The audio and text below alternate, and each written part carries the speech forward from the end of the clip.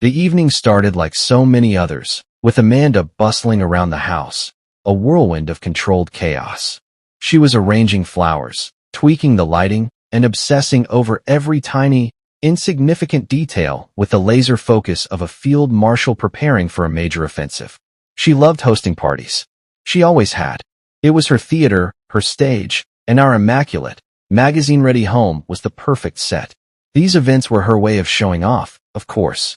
Whether it was our perfectly manicured lawn, her carefully curated gourmet menu, or her group of equally polished, razor-sharp friends, everything was a performance. And I had, over the years, gotten used to playing the silent, supporting role. I was the stagehand, the lighting guy, the man in the wings, stepping aside so that Amanda could shine in her self-produced masterpiece. "Daniel, can you set the wine glasses on the dining table?" she called out from the kitchen, her voice a pleasant but non-negotiable command. "Sure," I replied, my own voice a dull, flat echo of what it used to be. I carefully retrieved the delicate, crystal glasses from the cabinet. It wasn't much of a request, but it was always something. Amanda loved her parties to run with a flawless, military precision, and I had learned, long ago, that pushing back, offering a different opinion, was pointless. These gatherings weren't for me. They were for her, and for the carefully constructed image she projected to the world. As I placed the glasses neatly on the polished mahogany table, my reflection a distorted, funhouse version of myself in the gleaming surface, I glanced at the framed photos that lined the walls. Smiling, happy faces stared back at me. Our wedding day. A trip to the coast, the wind whipping through our hair. Amanda, posing in front of a sun-drenched vineyard in Napa. They felt like memories from a different life, a different story, one where we were still partners, where Amanda still saw me as someone she loved, and, more importantly, respected. Lately, that connection, that respect, had felt absent, a ghost in our own home. And tonight, I was reminded, yet again, just how far apart we had grown. The doorbell rang, its cheerful, three-note chime a jarring intrusion into my quiet, melancholic thoughts. Amanda's voice floated down the hall. "Can you get that? I'm still finishing the hors d'oeuvres." I opened the door to find Sophia, the first of Amanda's friends to arrive. Sophia was always the loudest person in any room, her laughter a booming, theatrical thing that carried over everyone else's. Tonight was no different. She swept past me without waiting for an invitation, her heavy, floral perfume leaving a cloying trail in her wake. "Daniel, looking as serious as ever," she said, with a teasing, condescending grin. "Lighten up. It's a party." Before I could respond, she was already heading toward Amanda in the kitchen, her high heels clicking a sharp, aggressive rhythm against the hardwood floor.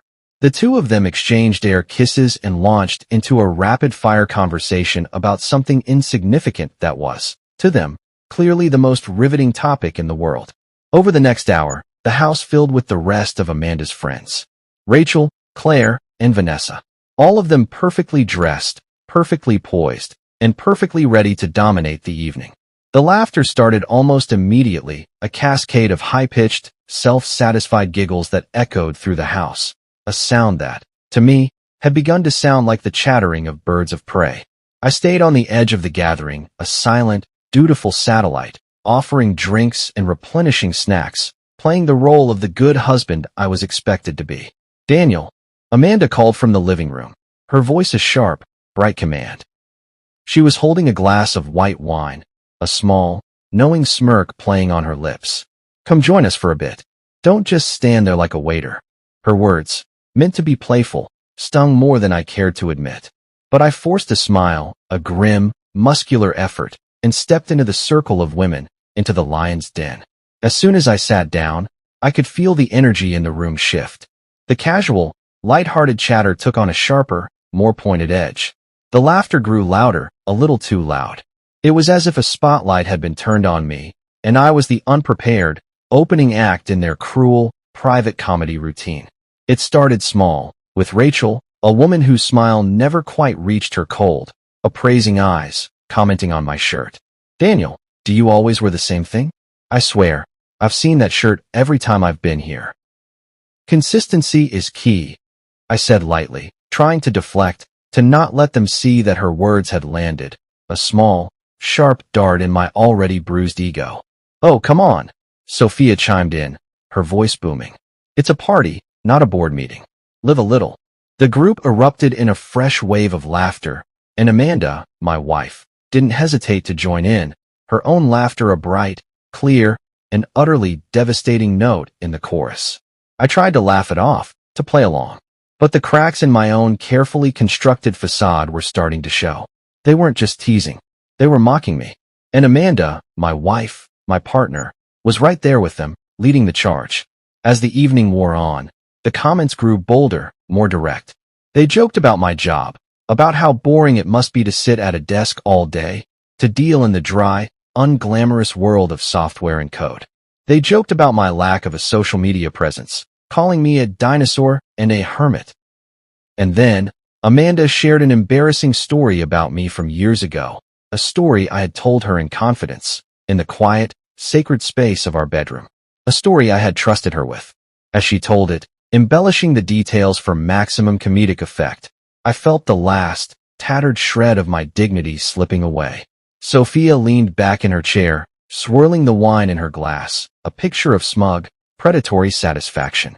"Amanda," she said, her voice dripping with a false, pitying sympathy. "I don't know how you manage. Daniel is so serious. Don't you ever want someone who can keep up with you?" Amanda just laughed, a high, tinkling sound, and shook her head. "Oh, Sophia, don't be mean," she said, her words a transparent, pathetic attempt to soften the blow. "He's a great husband, in his own way." Her words, the casual, condescending dismissal of me, of our life together, were the final straw. I stood up, my face a calm, placid mask, but my heart a frantic, racing engine. "Excuse me," I said, my voice surprisingly steady. "I need to check on something in the kitchen." As I walked away, their laughter followed me, a sharp, ugly shadow at my back. I gripped the cool, granite edge of the kitchen counter, my knuckles white, trying to steady myself, trying to breathe. I had endured enough. The cracks in my marriage weren't just cracks anymore. They were gaping, unbridgeable chasms. And tonight, surrounded by Amanda's friends and their casual, easy cruelty, I realized something had to change. They thought they could laugh at me, mock me, humiliate me. But they didn't know me as well as they thought. Not yet. As I stood in the kitchen, gripping the edge of the counter, their laughter continued to echo through the house. It wasn't just laughter anymore. It was a soundtrack, a constant, mocking reminder that somewhere along the way, I had gone from being Amanda's partner to being her punchline. I stared at the rows of hors d'oeuvres that Amanda had so meticulously, so obsessively, prepared. It all looked perfect, just like the image she loved to project to her friends. But underneath the polished, glittering surface, everything felt hollow, rotten. It wasn't just the party. It was us. Our marriage. Our connection. Something fundamental had shifted, and I could no longer afford to ignore it. As I leaned against the counter, trying to will the roaring in my ears to subside, I heard footsteps behind me. I turned and saw Claire, Amanda's quieter, more observant friend. She gave me a tentative, almost apologetic, smile, a wine glass clutched in her hand like a shield. "Hey," she said softly. I needed a breather. It's a bit loud in there." I just nodded, gesturing to the open wine bottle on the counter. "Refill." She held out her glass, and I poured, trying to ignore the awkward, heavy silence that hung in the air between us. Claire wasn't like the others, not entirely. While Sophia and Rachel thrived on mockery, on the sharp, cruel edge of their humor, Claire always seemed uncomfortable when things got too mean-spirited. She was a follower, not a leader, and I often wondered why she even stayed friends with them at all. "You okay?" she asked, after a moment, her voice hesitant. I raised an eyebrow. "Why wouldn't I be?" She gave a small, nervous laugh, looking down at her glass. "I don't know. They can be a bit much, sometimes. A bit much." I repeated, my tone sharper than I intended. "Claire, they've spent the entire night tearing me down. And Amanda hasn't said a single word to stop them. In fact, she's been encouraging it." Claire flinched, but she didn't argue. Instead, she took a long, deep sip of her wine, her eyes darting toward the living room. "Sophia can be intense," she admitted. "But I don't think Amanda means any harm." She just gets caught up in it. I let out a bitter, humorless laugh, shaking my head. Caught up in it. Claire, she's the one leading the charge. If this is what she really thinks of me, why are we even married? She didn't have an answer. After a moment, she mumbled something about needing to check on the others and slipped out of the kitchen, leaving me alone once more. I watched her go, a strange mix of frustration and resignation washing over me. Claire's half-hearted, pathetic attempt at empathy only reinforced what I already knew. I was on my own in this. I stayed in the kitchen for a while, a self-imposed exile from the chaos in the living room. But eventually, I couldn't ignore the voices, their sharp, mocking tones, drifting down the hall. Where's Daniel? Sophia's voice rang out, loud and theatrical. Did we scare him off? Probably hiding, Rachel chimed in, her tone dripping with a bored, condescending sarcasm. He's so sensitive. Poor guy. Oh, come on, Amanda said, and I could hear the laughter in her voice. He's used to it by now. Aren't you, Daniel? That was it. I couldn't stay silent anymore. I walked back into the living room, my expression calm, but my mind a cold, whirring machine. The laughter stopped as soon as I entered, and all eyes turned to me. Amanda looked surprised, as if she hadn't expected me to actually confront them. Enjoying yourselves? I asked, my tone light, but laced with a fine, sharp layer of steel. Sophia smirked, raising her glass. Oh, don't be like that, Daniel. We're just having a little fun. At my expense, I said, my gaze locking onto hers. Rachel leaned forward, her smile a smug, unpleasant thing. Oh, don't be so dramatic. You're the one who married Amanda. You knew what you were getting into. I looked at Amanda, waiting for her to say something, to defend me, to stop them. But she just sat there, sipping her wine, a faint, unreadable smile on her lips. You're right, Rachel, I said finally, my voice steady clear. I didn't know what I was getting into. I just didn't realize it would come to this. The room fell silent. Amanda's smile faded, and for the first time that night, she looked genuinely uncomfortable. What's that supposed to mean? She asked, her tone defensive. It means I've had enough, I said, my gaze sweeping over the group. Enough of the jokes, the insults, the mockery. You can all laugh all you want. But I'm done being the punchline. Sophia opened her mouth to respond, but I cut her off. And as for you, I said, pointing a steady, unwavering finger at her. Maybe you should take a good, long look in the mirror before you start tearing other people down. You might not like what you see. I turned and walked out of the room, leaving them in a stunned, silent tableau. As I climbed the stairs to our bedroom, I felt a strange and potent mix of anger and relief. I had finally said what needed to be said. For the first time in a very long time, I had stood up for myself. But as I lay in bed that night, staring at the ceiling, the silence of the house a heavy, suffocating blanket, I couldn't shake the feeling that this was only the beginning. The cracks in our marriage had turned into deep, gaping fractures, and I wasn't sure they could ever be repaired. Not after tonight. The morning after the party, the house felt eerily quiet, profoundly empty. The wine glasses still sat on the dining room table, the plates of half-eaten hors d'oeuvres were scattered across the kitchen counter, and the faint, cloying smell of Sophia's perfume lingered in the air. It was as if the chaos of the night before had left a physical imprint on the house, a ghostly, mocking reminder of everything that had gone wrong. I stood in the kitchen, nursing a cup of black, strong coffee, and staring out the window at the gray, indifferent morning. I replayed the events of the night in my mind, a masochistic, repeating loop. The laughter, the mocking comments, Amanda's silent, smiling complicity. It all felt like a bad dream. But the worst part was knowing it wasn't. It was my reality. A reality I could no longer ignore. Amanda appeared in the doorway, looking surprisingly, infuriatingly, composed. She wore her usual morning robe, her hair slightly disheveled, but otherwise perfect. She poured herself a cup of coffee, her movements casual, graceful, as if nothing had happened. Good morning, she said, her tone light and breezy. I didn't respond. I just took another sip of my coffee and kept my eyes fixed on the window. Are we doing the silent treatment now? She asked, raising an eyebrow. I finally turned to face her, setting my mug down on the counter with a sharp, definitive click.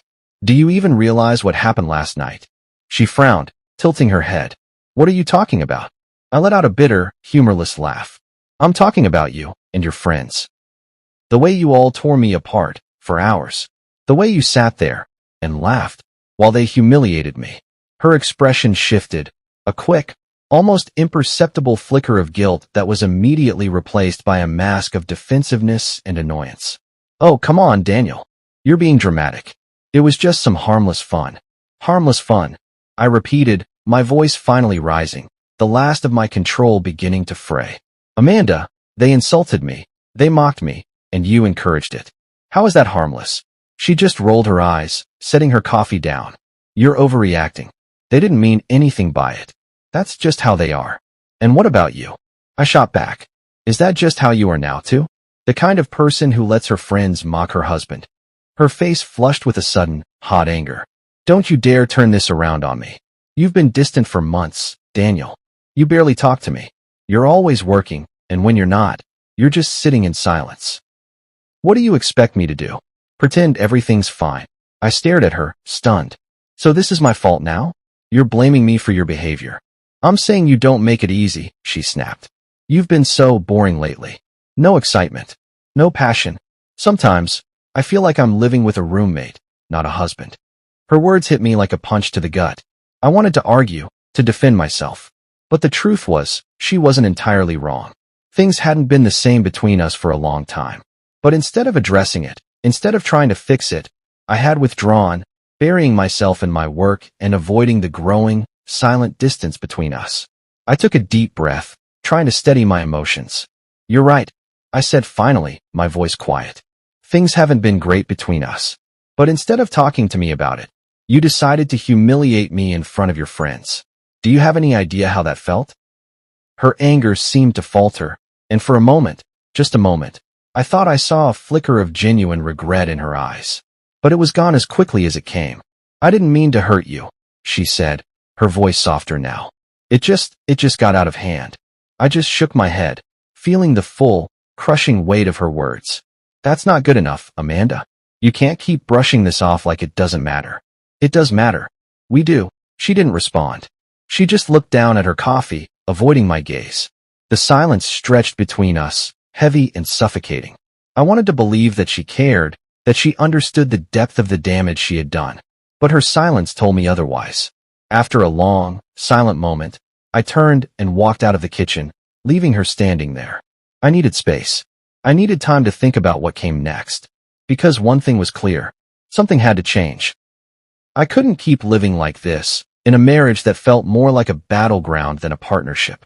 And if Amanda wasn't willing to fight for us, I wasn't sure I could, either. For the first time, I wondered if it was already too late. The rest of the week was a blur of a cold, calculated avoidance and a thick, simmering tension.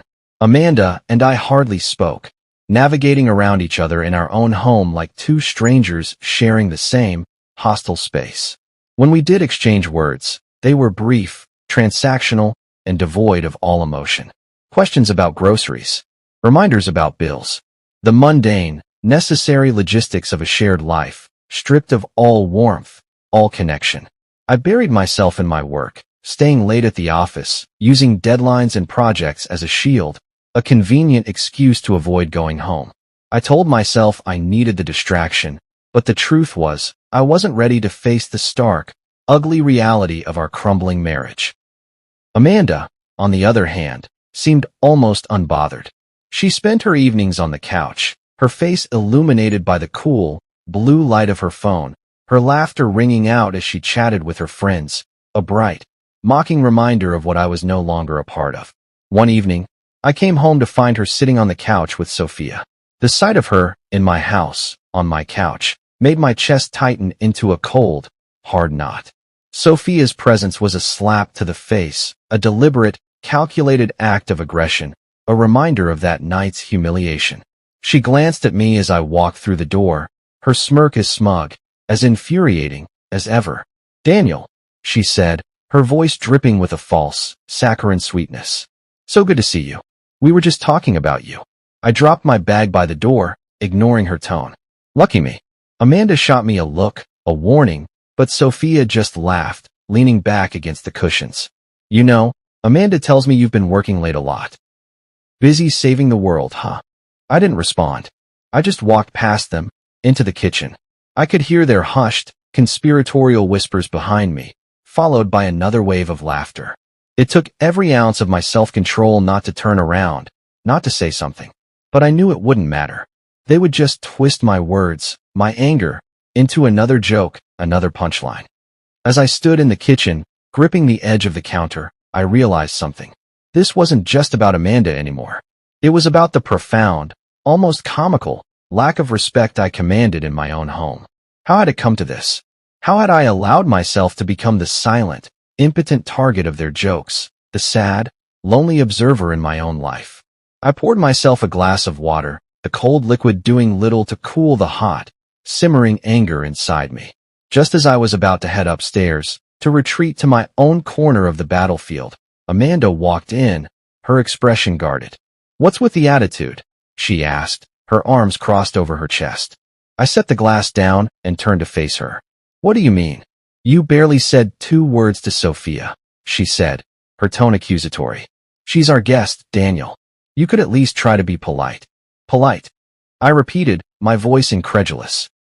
"Amanda, your guest, was one of the people who publicly humiliated me in my own house less than a week ago. Forgive me if I'm not in the mood to play nice." She just rolled her eyes, a gesture of pure, unadulterated exasperation. "You're still hung up on that?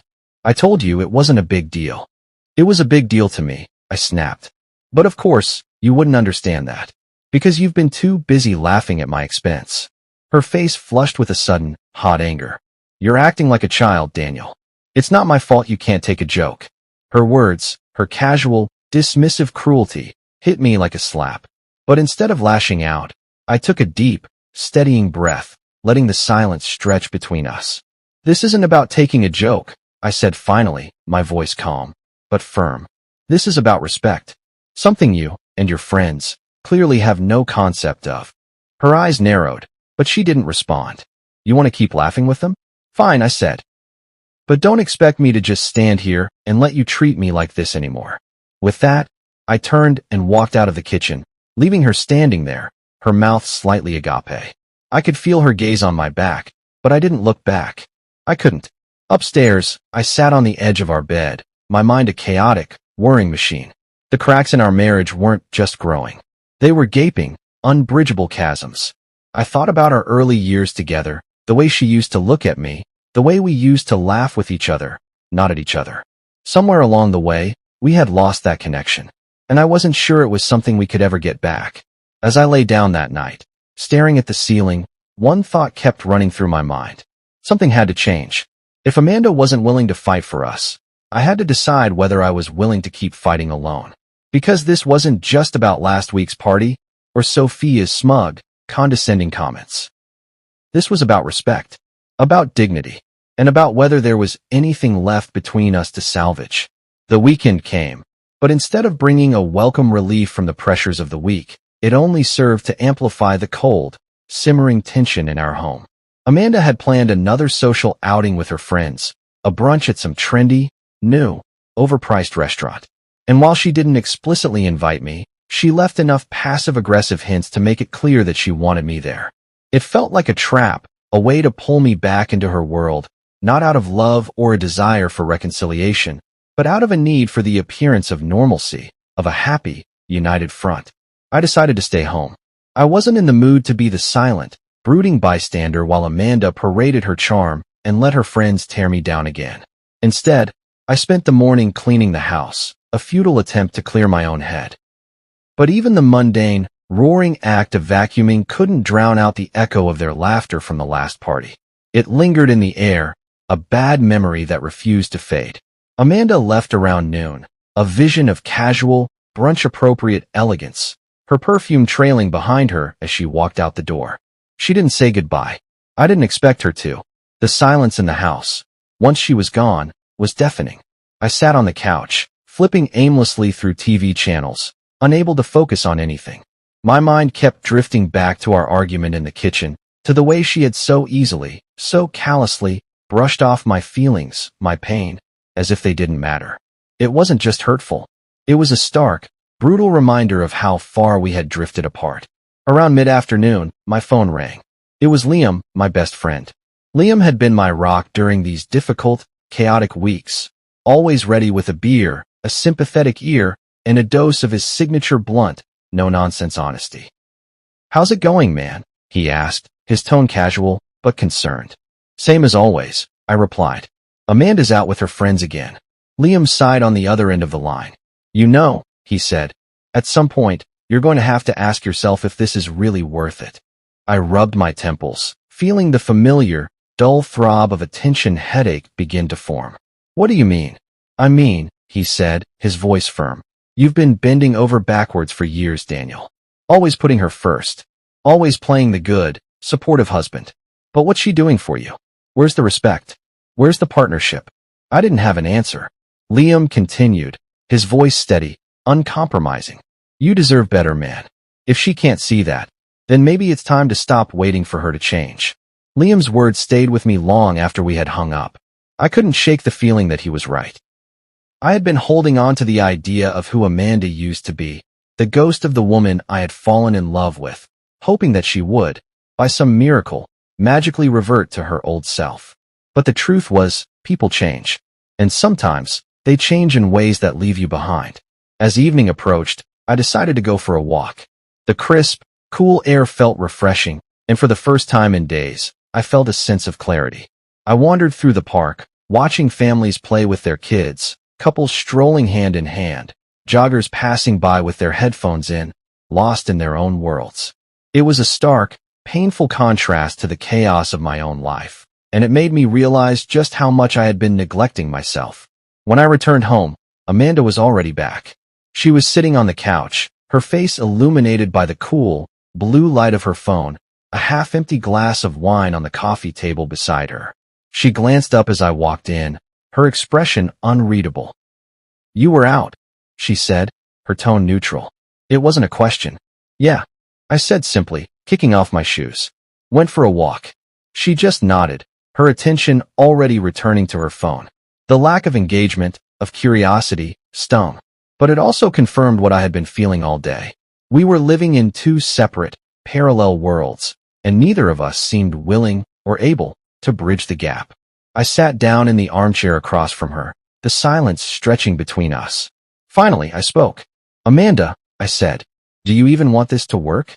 She looked up, surprised. "What are you talking about?" "This," I said, gesturing to the empty space between us. "Our marriage. Do you even care anymore?" Her face softened, just for a moment. But then, she shook her head. "Of course I care, Daniel. But things have been hard." "Hard," I repeated, my voice tinged with a bitter, incredulous disbelief. "Amanda, you've done nothing but push me away. You let your friends mock me. You ignore my feelings. And you expect me to just take it?" Her eyes flashed with a familiar, defensive anger. "And what about you? You've been distant, cold, and completely uninterested in my life. Don't act like this is all on me." The argument spiraled from there, a tired, familiar dance of accusations and recriminations. Each of us throwing years of unspoken grievances at the other. It was exhausting, painful, and ultimately, fruitless. By the time we had stopped, we were both emotionally drained, sitting in a heavy, suffocating silence, the weight of our words hanging in the air between us. I went to bed that night feeling more certain than ever that something had to change. This wasn't a marriage anymore. It was a battlefield, and I wasn't sure how much longer I could keep fighting. The morning after our argument felt heavy, the kind of oppressive, suffocating heaviness that clings to you, no matter how much you try to shake it off. Amanda and I didn't speak, moving around each other in the kitchen like two strangers, two ghosts, sharing the same haunted space. I poured myself a cup of coffee, the silence between us louder, more eloquent than anything we could have said. I kept thinking about what Liam had said on the phone the day before. Asterisk, "You deserve better." Asterisk, the words echoed in my mind, a quiet, persistent mantra, gnawing at the part of me that still, foolishly, wanted to believe that Amanda and I could fix this, that we could somehow find our way back to the people we used to be. But every moment of silence, every dismissive, indifferent look, every unspoken, resentful word, felt like another nail in the coffin of our marriage. Amanda spent most of the day on her phone, her fingers flying rapidly across the screen. I tried not to let it bother me, but it was hard not to notice the way she would smile at her screen, the way her expression would soften in a way it hadn't for me in years. Around noon, she announced she was heading out to meet her friends again. "Don't wait up," she said casually, as she grabbed her purse. The door clicked shut behind her, and I was left alone in the vast, empty silence of the house. I decided to call Liam again. I needed his perspective, his blunt, no-nonsense approach to life that always, somehow, managed to cut through the noise in my own head. "She's out with her friends again," I said, pacing the living room. "Let me guess," Liam replied. "Sophia and the Mean Girl Brigade." "Probably," I muttered. I don't know what to do anymore, man. It feels like she's already checked out of this marriage, but she won't just admit it." Liam was quiet for a moment before saying, "Look, Daniel, you've got two options here. You can keep waiting for her to come around, to wake up one day and realize what she's losing. Or, you can take control of the situation. You can stop letting her call the shots." "What does that even mean?" I asked, frustrated. "It means you decide what's next," Liam said, his voice firm. "You stop reacting to what she does, and you start thinking about what you want. Do you really want to spend the rest of your life with someone who doesn't respect you, who doesn't even seem to like you very much?" His words hit hard, but they were exactly what I needed to hear. For so long, I had been focused on trying to salvage what was left of our marriage, on trying to make Amanda happy, on trying to fix something that, maybe, just wasn't fixable. But what about me? What about my happiness? My self-respect? As the day went on, I found myself replaying moments from our relationship, the good, the bad, and the ugly. I thought about the woman Amanda used to be, the vibrant, ambitious, loving woman who used to laugh with me, not at me. I thought about the man I used to be, confident and self-assured, before years of quiet mockery and casual dismissal had chipped away at my own sense of worth. By the time Amanda came home that evening, I had made a decision. I didn't know what the future would look like, but I knew one thing for certain. I couldn't keep living like this. She walked through the door, her heels clicking against the hardwood floor, her face flushed with the glow of wine and laughter. She glanced at me as she set her purse down. "You're still up?" "Yeah," I said, my tone calm, but firm. "We need to talk." She hesitated, clearly caught off guard by my tone. "What's this about?" I gestured for her to sit down. She sighed, but complied, sitting across from me at the dining room table. For a moment, we just looked at each other, the tension between us a thick, suffocating thing. "I can't do this anymore, Amanda," I said finally. She frowned, her defensiveness kicking in. "Do what?" "This," I said, gesturing to the empty space between us. The silence, the disrespect, the constant, gnawing feeling that I'm the only one who's even trying to hold this marriage together. I took a deep breath. I deserve better than this. And so do you. Her eyes widened, and for a moment, she looked genuinely shaken. You're serious." "I've never been more serious," I said. "I love you, Amanda. Or at least, I love the woman you used to be. But love isn't enough. Not if there's no respect, no partnership. And right now, it feels like we've lost both." She didn't respond immediately, her eyes darting around the room as if searching for something to say. Finally, she whispered, "I don't know how we got here." "Neither do I admitted. "But unless something changes, I don't see how we move forward." The conversation ended there, the weight of my words hanging in the air between us. Amanda went to bed without saying another word, and I stayed up, staring at the blank TV screen, wondering if I had just started the beginning of the end, or the end of the beginning. Either way, I knew one thing for sure. I wasn't going to let this go on any longer. It was time to take control of my life again, no matter what that meant. The ambulance lights cast a harsh, flickering, strobing glow against the sterile, beige walls of the hospital corridor.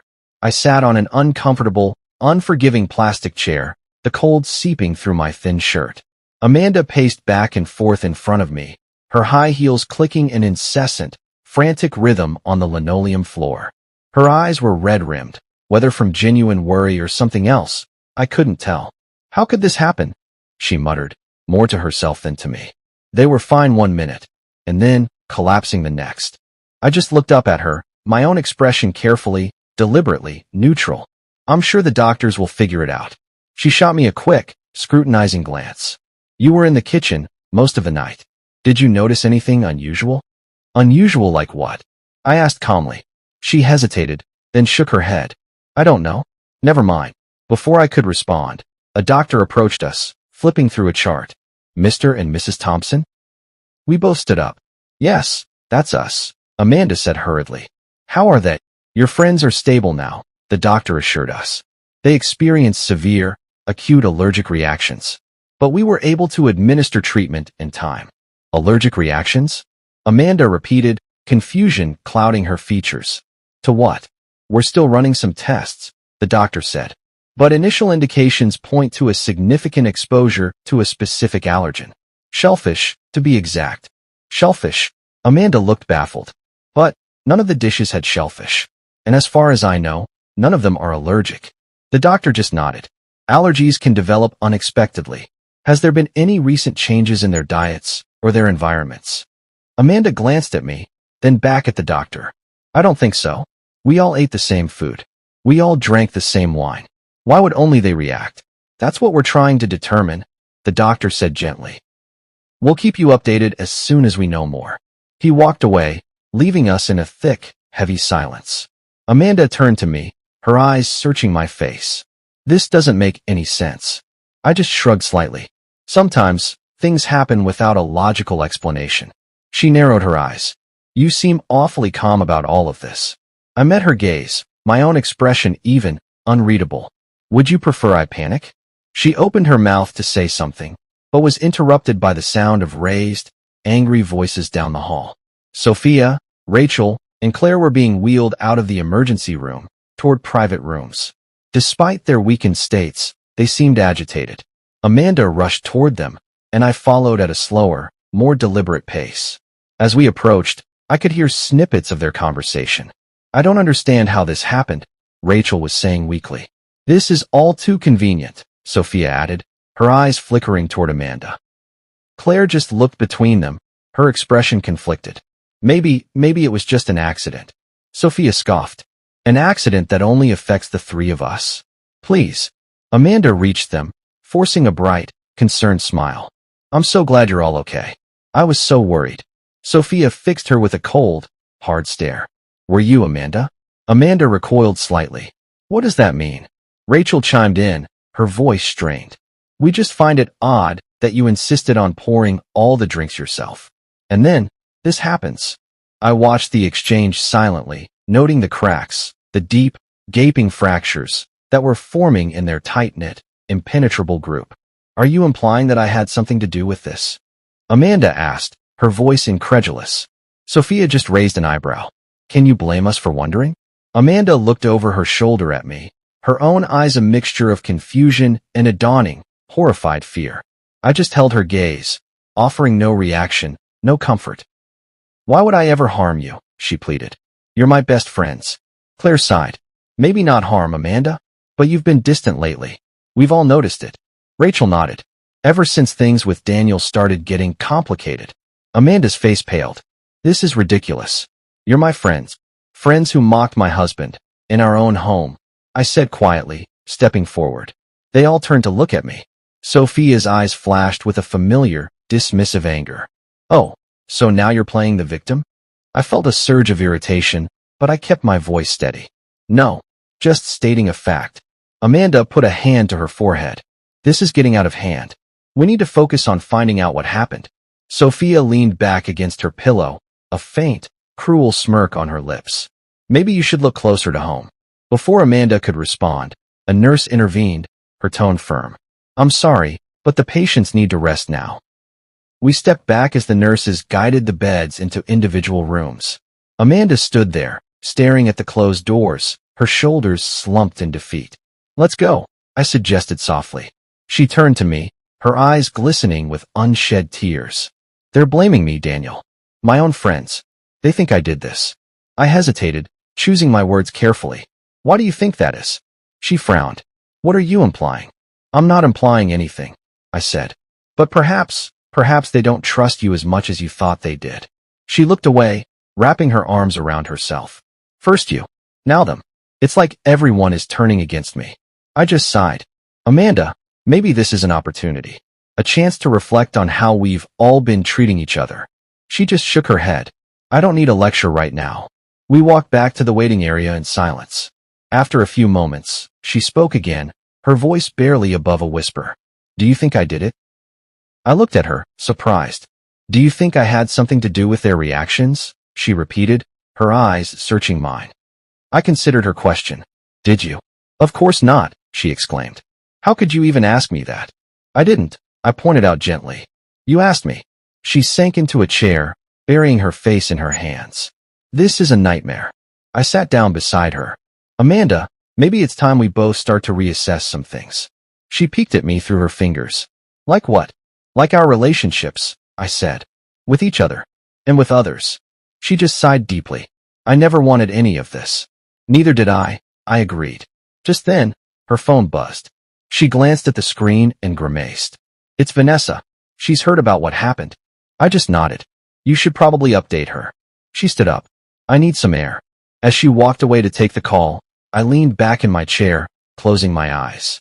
The events of the night replayed in my mind. The toasts, the sudden, violent illness, the accusatory glares. A part of me, a small, dark part, felt a twinge of guilt. But another, larger part, a part that had been silent for far too long, felt vindicated. When Amanda returned, she looked more composed. Vanessa is on her way, she said quietly. She sat down again, her gaze fixed on the floor. Daniel, I know things have been strained. Between us, and with the girls.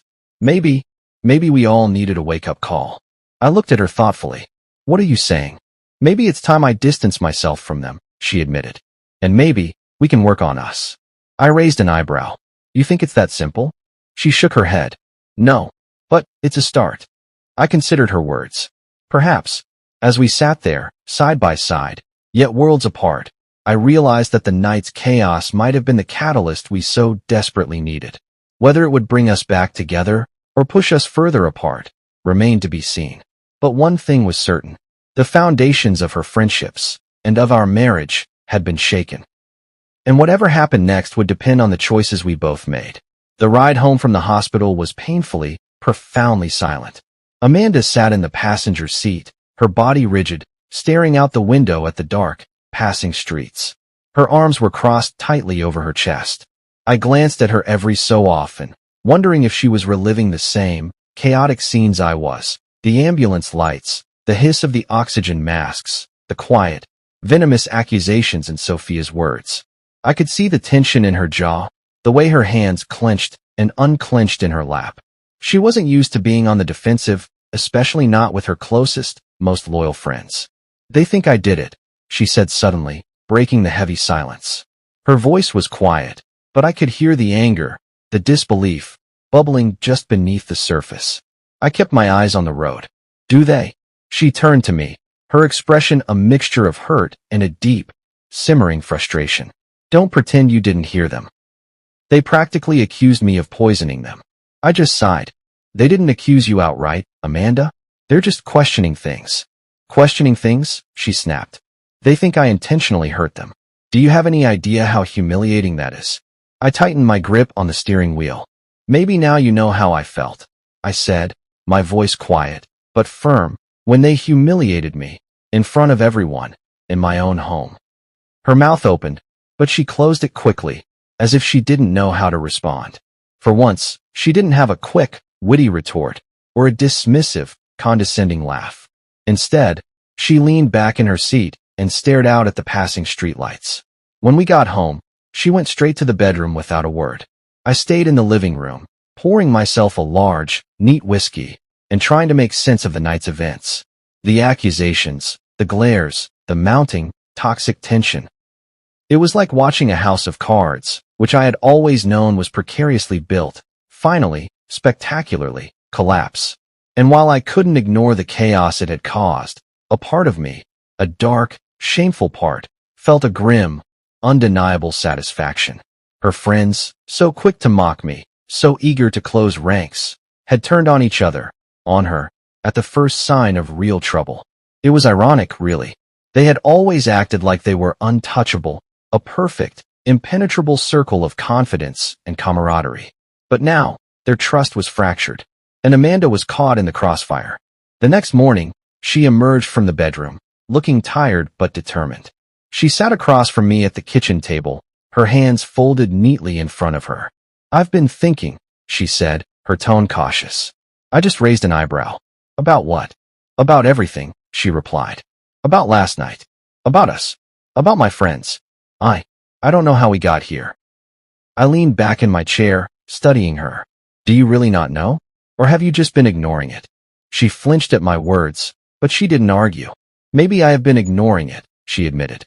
"But it's not like I meant for things to get this bad. I didn't mean to hurt you." "You didn't mean to, but you did," I said, my voice steady. "Amanda, you've been letting your friends mock me for years. And last night, when things went south, they turned on you, just as quickly. Don't you see the pattern here?" She looked down at her hands, her shoulders slumping. "I see it. I don't know how to fix it." For the first time in what felt like forever, I saw a crack in her armor. The confident, untouchable woman I had married was now grappling with the messy, painful reality of her choices. And while a part of me wanted to comfort her, another, colder part, a part that had been wounded one too many times, couldn't forget the years of disrespect, the way she had laughed along with her friends at my expense. "You need to decide what's important to you," I said finally. "Because if this keeps going, there's no coming back from it." She looked up at me, her eyes glistening with unshed tears. "Do you think it's too late? For us?" I hesitated, unsure of how to answer. "I think that depends," I said, "on what you're willing to do to make things right." Over the next few days, she made an effort. She distanced herself from her friends. She stopped answering their calls and texts, even when Sophia sent a series of increasingly aggressive, accusatory messages, demanding explanations. I watched as she struggled with the decision, torn between a misguided loyalty to the women she had called friends for years and the dawning, painful realization that they weren't who she thought they were. One evening, as we sat in the living room, a quiet, tentative peace between us, she turned to me. "It's not easy, you know," she said. "Letting go of people you've known for so long." "I know," I said simply. "But sometimes it's necessary." She nodded, her expression thoughtful. "Do you think they'll ever forgive me?" I looked at her, choosing my words carefully. "I think the better question is whether you should want their forgiveness." She frowned, but she didn't argue. For once, she seemed willing to sit with the discomfort, to face the consequences of her actions.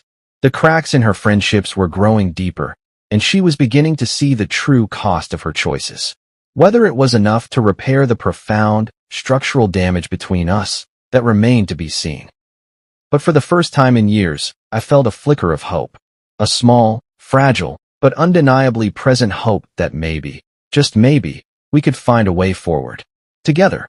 The fallout from Amanda's crumbling friendships played out like a slow-motion train wreck over the following weeks. Her once tight-knit, impenetrable group of friends grew more distant, the text messages from Sophia, Rachel, and Claire becoming fewer, their tone colder, more accusatory. Amanda would sit on the couch, staring at her phone, her face a mask of a confusion and a frustration she wasn't used to feeling. "They're acting like I'm the enemy," she muttered one evening, tossing her phone onto the coffee table with a sigh of disgust. "I've done so much for them. And now, they're just gone." I just sipped my tea, watching her carefully. "Maybe they weren't the friends you thought they were." She shot me a look, her eyes narrowing. "What's that supposed to mean?" I leaned forward, resting my elbows on my knees. "Amanda, your friends thrived on tearing people down. Me, each other, anyone who didn't fit into their perfect, polished mold. And now that things aren't perfect, now that there's a real, messy problem, they're turning on you. It's what they do." She opened her mouth to argue, but closed it again, looking away. I could see the wheels turning in her mind, the dawning, painful realization creeping in. As much as she wanted to defend them, she couldn't deny the truth. The real breaking point came when Amanda ran into Rachel at a local cafe. She came home that evening visibly shaken, and threw her purse onto the counter with a thud. "Rachel barely even looked at me," she said, her voice trembling. She said they've all been talking, and they think I poisoned them on purpose." I stared at her, stunned by the sheer, breathtaking absurdity of it. "They actually said that?" She nodded, tears welling up in her eyes. "She said I was trying to assert my dominance, or some other ridiculous, psychological nonsense. As if I would ever. I mean, how could they even think that?" I didn't know how to respond. A part of me, a dark, vindictive part, wanted to comfort her. But another, larger part, a part that had been silent for too long, felt a grim, undeniable satisfaction. For years, she had chosen these women over me. She had laughed with them at my expense. She had prioritized their approval, their friendship, above all else. And now, she was finally seeing their true colors. Amanda's isolation grew. Her once busy social calendar was suddenly, profoundly, empty. She stopped hosting parties. She stopped dressing up. She stopped smiling as much. For the first time, she seemed to understand what it felt like to be on the outside looking in. One night, as we sat on opposite ends of the couch, a quiet, tentative peace between us, she turned to me, her voice barely above a whisper. I don't think I ever really knew them. I glanced at her, surprised by the raw, unguarded vulnerability in her tone. Maybe not. She looked down at her hands, twisting her wedding ring around her finger. I don't know who I am without them. They've been such a big part of my life for so long. I hesitated before responding, choosing my words carefully. Maybe it's time to figure that out, I said. To figure out who you are, without anyone else defining you. She nodded slowly, her eyes distant. And us? Do you think we can figure out who we are again? The question hung in the air between us, heavy with the weight of years of unspoken resentments and unresolved tension. I didn't have an answer. Not yet. But as I looked at her, at the broken, lost, and finally, honest woman sitting across from me, I saw a glimmer of the woman I had first fallen in love with. And maybe, just maybe, that was enough to start rebuilding. Tom would tell. The days that followed were quieter, almost peaceful, but not in the comforting, familiar way I had once hoped for. It was the silence of something ending. Or maybe, something beginning. Amanda seemed subdued, her once constant whirlwind of social energy now replaced with a quiet, almost hesitant, reflection. It was as if she was finally seeing the cracks in her own life, the ones she had so carefully, so willfully, ignored or papered over for years. And maybe, just maybe, so was I. One morning, as I sat at the kitchen table with my coffee, Amanda joined me. She had no phone in her hand, no distractions. Just her, and the faint, bruised vulnerability that was now etched into her expression. I've been thinking a lot about what you said, she started, her voice quiet, but steady. I looked up, surprised, but intrigued. About what? About respect, she said, clasping her hands together on the table. About us. And about how I've treated you. How I've let others treat you. I just nodded, saying nothing, letting her speak. I can't change what I've done, Daniel, she continued, her voice tinged with a raw, genuine regret. But I want to do better. I know I've hurt you. And I know I've let this version of me take over. A version I'm not proud of. Her words hung in the air, heavy with a sincerity I hadn't heard from her in a very long time. I could see how hard it was for her to admit, to own up to the damage she had caused. And while a part of me, a deep, wounded part, wanted to forgive her, to hope that this was the beginning of something new, another, more cautious part, remained on guard. What changed? I asked finally. She hesitated, then sighed. Losing my friends as much as it hurt, it made me realize how shallow it all was. The gossip, the mockery, the constant, exhausting need to prove something, to people who didn't even really care about me. She looked up at me, her eyes clear, direct. And I realized, I was dragging you into that. I was making you a target, instead of my partner. I leaned back in my chair, studying her. And now, I want to focus on what matters, she said, her gaze steady. On us. If you're willing. Her words were honest. But honesty, I knew, wouldn't be enough to fix the years of hurt, of neglect, of a quiet, corrosive disrespect. Still, for the first time in months, maybe years, I felt a flicker of hope. Not just for her, but for myself. I had spent so long being the silent, passive victim, letting my resentment build, that I had forgotten that I had a say in my own happiness. I'm willing, I said slowly. But it's not going to be easy. Respect, trust, they take time to rebuild. I know, she said softly. And I'm ready to put in the work. If you are. The weeks that followed were far from perfect, but they were a start.